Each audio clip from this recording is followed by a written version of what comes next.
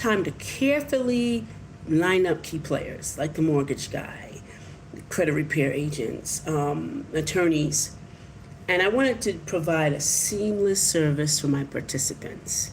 But something felt off about the mortgage broker. I couldn't pinpoint it at first, but I had a nagging feeling that something was wrong and something wasn't going to go right. I brushed it off. After all, it wasn't something I could really put my finger on, and it wasn't something I could really check. But later I found out that he had lost his license. Can you imagine the legal trouble I could have been in as a broker? The challenges we would have to face trying to approve participants with some unqualified handling through the mortgages. That would have been a big trouble for me. That moment taught me the power of not ignoring my intuition and how much it could cost me, big time. We have in our own life, and what I'm trying to express to you today, the gut check is so important. Some call it common sense, some call it intuition. I think there's a variable between common sense and gut check. Common sense is here, and gut check is that feeling that you get. So of course I started delving into intuition, and I want to share that with you today. Intuition is real, and it's backed by science. It's a result of your subconscious patterns, that recognition, or the brain process, right? The brain process and the brain waves, right? Because it brings about the common sense. There's something we consciously realize, and then it's that split that energy that kind of connects to another person. So often it's that split-second decision, but it's also accurate. It's always accurate. It's scary. See, your brain gathers information or data from experiences and past situations. That's what I call common sense. It's a lesson learned. When you have common sense, lesson learned, you know something about something, you figure it out, So you have that information there. Then it's that gut feeling, right? That your brain is picking up some cues from the energy here, and then all of a sudden, that doesn't seem right. And that reminds me of something, that you consciously recognize. That's what intuition really is. It's really listening to what the brain has already have data on, already learned, already has some common sense around, and saying, hey, that doesn't seem right. And then picks up that energy and says, you're right.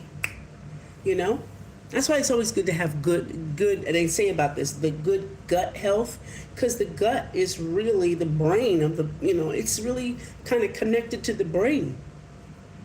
Okay? So I usually give you what the, paying attention to the intuition does. Today I'm going to give you something different. I'm going to give you how ignoring intuition can cost you. Yeah, I know. So, one is making the wrong hires in a business. You can make the wrong hires just by choosing candidates who look good on paper, but turn out to be a bad fit. Or maybe you're hiring maybe a friend, or maybe you think, or a family member. It's not always a family, but a friend, and you're like, oh, because they need your help. You use that instead of using common sense and going through the same hiring practice that you would, right? With everybody, you kind of skipped over that, especially with your friend or somebody you skip over that. But should never do that. Entering partnerships that sound good but feel wrong. I've had one of those too. Just because somebody is your friend for numerous years doesn't mean they're business partner worthy. It usually falls through. So make sure that you are not ignoring that gut. 3, ignoring red flags with clients, employees, or deals, leading to avoid mistakes. So all of this leads to making mistakes. The red flags that you see, listen, we know we see some red flags, a lot of red flags. Why are you gathering up red flags instead of paying attention to the red flags? But instead, we gather them up and we use them. Not a great idea. So that's really in the business and leadership of your own life, right? Then it's in the workplace. Here's 3, staying in a toxic job because you rationalize the red flags away. So I could truly say for myself, when I did go back to work, I saw a red flag when I was just getting an interview. The person was rude and very belittling. So I could tell, but I ignored it. I just was collecting red flags, okay? Second was how they was literally dismissing creative ideas with people that I'm standing next to, right? Just dismissing them on now and not even having a solid conversation with people, okay? Ignoring, things that are going on. Another example is because I'm in real estate, I'm able to make decisions and I'm always paying attention to the market, even now when I'm not as in practice as much. But I kind of pay attention to the market. Well, in the workplace where I was, they never asked the professional, what do you think about us doing this or that regarding housing? Never asked me. So, toxic, definitely. Get out, definitely. Okay? Now, here are things you could pay attention to in life. Getting into personal relationships that feel wrong but seem okay on the surface.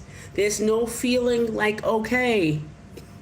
So if it's okay, it's not okay, okay? It's really okay. It's really, don't get into it. 2, missing opportunity because of fear and that overpowers your intuition. If you feel something's off in here, and if you have an opportunity, and yes, you're gonna feel afraid, that's a different feeling than this seems like it's good. When you are in life and you are presented with an opportunity that comes to you, and you're like, oh my gosh, this is great, right? And all of a sudden, you get this feeling, I feel it's gonna be great, right? It's almost like well, maybe not like a baby, but I don't know, it's different than fear. Fear happens here, but that intuition is different. It's like, yeah, this is gonna be good. It's gonna be a great connection, right? That's what you need to, you'll miss opportunities if you don't listen to that gut. You'll be in bad relationships if you don't listen to that gut, because that gut is gonna tell you, that's not a good match for me. Even friendships, nah. Those little snotty, snags and those, what do they call them? Subs, nah, I don't think so. I've had those plenty of times, and all I was doing was collecting flags. Don't do it. Don't do it. Feeling unfulfilled. If you do not listen to your intuition, you will feel unfulfilled. At home, in your life. If you accept an apartment that you hate, you absolutely hate, you will be unfulfilled because you ignored what you knew deep down something was going to go wrong. Learn to listen to that intuition because it's there for a purpose, for a reason. We just don't use it enough.